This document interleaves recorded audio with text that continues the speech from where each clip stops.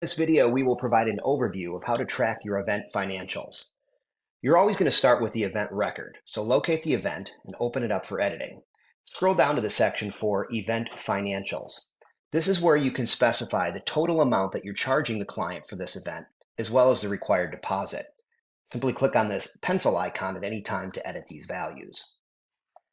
Right underneath that, you're going to see total applied. These are payments that the client has already made toward this event, and down at the bottom, the balance due. Now, to manage individual payments for this event, you're going to go to the Manage Event Payments tab. There's two ways to get into that. The first way is right from this Events tab, you can click on Manage Event Payments.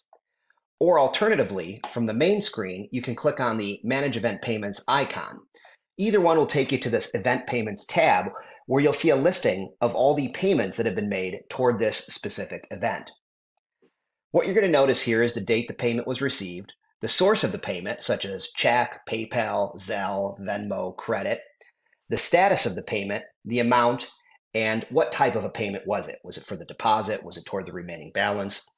The statuses are very important. There's three primary statuses that you're going to want to familiarize yourself with. The first status is pending. This is for a payment that is in process but is not yet completed. An example of this might be a check that the client has written you, or it could be a PayPal payment that sometimes takes 2 to 3 days for that to clear. That's considered a pending payment when it's started, but the payment is not yet completed. The next status you're going to want to familiarize yourself with is the complete status. This is a completed payment, meaning the transaction is complete and it has fully taken place. So, for example, a credit card payment that is settled and deposited, that would be in there as a complete payment. The final status that you're going to want to know about is the applied status. Applied is when you have verified the receipt of the funds in your bank account and you want to actually go ahead and apply that complete payment towards their event balance.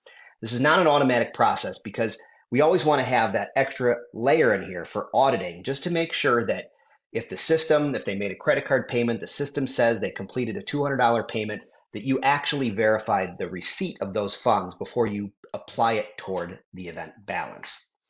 And if you forget any of these, we have this little help bubble here that'll give you an overview of that pending, complete, and applied status at all times.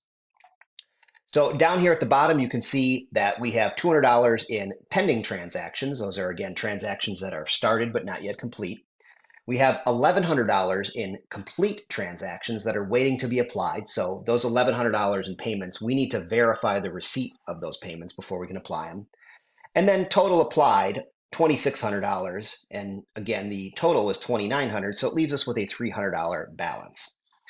Next to any of these individual payments, you can click the menu icon and you have two options here. You can view or print the receipt, or alternatively, you can send that by email to the client. By default, the primary email address for the event will come up, but you can type in here and type over if you want to send a copy of that receipt to anybody else. You can do that here as well.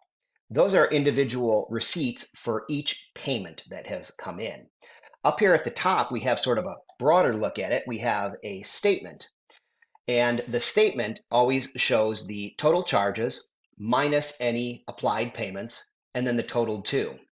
And again, you can print this, or you can click this icon next to it to send that statement by email. Again, pulling up the default email address for the client for that event. In both cases, whether you're sending a receipt or a statement, it's going to send it by email as a PDF attachment to the client so that they have something that they can save for their records. If you have a client that asks for a receipt for a payment that was made, that is something you can send here. If you have a client that is asking for an invoice or a statement or something showing their balance of what they still owe, that would be up here with the statement. And then finally over here to the right, we have a plus button. This is where you're going to manually enter a new payment for this event. And when you're manually entering a payment, it's usually because it is something like they paid in cash, they gave you a check, or they sent you a private payment by Venmo or Zelle. Those are the times when you're going to have to come in here and enter that payment manually because it's outside of our system. If the client makes a payment through our system, through the payment portal that we have set up, that will automatically come into here and it will automatically update the status from pending to complete. And then you'll have to apply that payment again, once you've verified receipt of funds. So again, if you're using our payment portal and you have it set up to be configured with your own merchant account or your PayPal account or Stripe, any of those types of payment processors that we integrate with, those payments will automatically populate in here. You won't have to enter those manually. This manual entry, again, is for things like cash, check, Venmo, Zelle. So this is a look at the event payments that are specific to this one event. But you're also going to want to go into the financial section. And in here, we have two functions to help you out on a daily basis. The first is received payments. Now, if you're using our payment system, this is where everything is going to flow into automatically. And the reason that this page is important is because in most cases, when a client makes a payment online, that payment will automatically be associated with an event based on the email address and the event date that they use when making the payment. But occasionally you will have a client that makes a payment and uses alternate information. For example, the father of a bride comes in and makes a payment and he enters his email address, not the email address associated with the event. And when that happens, the payment is not going to be associated with an event. So what you're going to want to do is come into this page and apply this filter, payments with no event. And this is going to show you a listing of all the payments that have no corresponding event associated with them because the system could not find a match. So what you're going to want to do in these cases is edit the payment. You're going to look at the information on the payment so that you can hopefully identify the event. And then you're going to search for that event and you're going to click on it. And now this payment will be associated with this event. So again, in most cases, that's going to be automatic, but there are cases where somebody might come in, make a payment, use different information, and you're going to have to come in here and make that association. The other filter that you're going to want to use here on a regular basis is to look at your complete payments. And again, to give you that refresher, the complete payments are payments that have been completed and they're waiting to be applied to the event balance. And again, the reason for that is so you can verify receipt of funds. So when you come in here, you take a look at this. We have this $100 payment for Taylor and Sanders, and we're going to change the status to applied. We save that. Now that has been automatically applied to the Taylor Sanders wedding. So those are the two key things you're going to want to do. Now, if you're not using the payment system, the payment portal that's built in with our system, then you may not have a need to visit this page regularly. You can just input all of your payments by hand right on the event itself. But if you're using our payment portal, this is a central repository of all the payments that you've received so that you can come in here, make sure they're assigned to the correct event, and change them from complete to applied once you've verified that those receipt of funds are there. In general, you can search up at the top here by a client name or email address. You can filter by the payment status. And again, we have a help bubble here to remind you of each of those statuses. You will notice an additional status on this page for declined payments. That's because any payment that's attempted through your payment portal that comes back as declined will still show up in here as a reference. You can again filter whether the payment is associated with an event, whether there's a match, or payments that are not associated with an event, so you can locate the matching event. And you can also jump by date to any point in time if you want to see payments received. For example, 3 months ago, 6 months ago, you can use the date filter to do that. Down below here, you'll see we have an icon that indicates the payment source. So in this case, credit, but there are different icons for cash, check, PayPal, Venmo, Zelle, etc. All have their own icons, so you can quickly see the source of that payment, the amount of the payment, the status of the payment, whether it's applied, pending, complete, etc., the event that's corresponding or associated with that payment, if known, and then the date that it was received. Payments that do not have an associated event will show up with just the email address of the person that made the payment. It won't show the event name. Off to the right here, we again have option to edit the payment. We can edit any of the information. We can also change the status of that payment. We can also choose which event it's associated with. Next to that, we have a shortcut here. If you want to pop over to the event itself, so Taylor and Sanders wedding, this actually opens up the event record. So you can come in here and view all of the event information for that particular event. The garbage can icon if you need to delete a payment for any reason.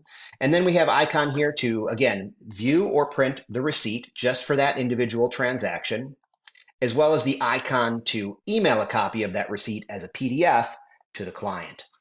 So those are the functions of the received payments page. Bounce over to the other page to show you.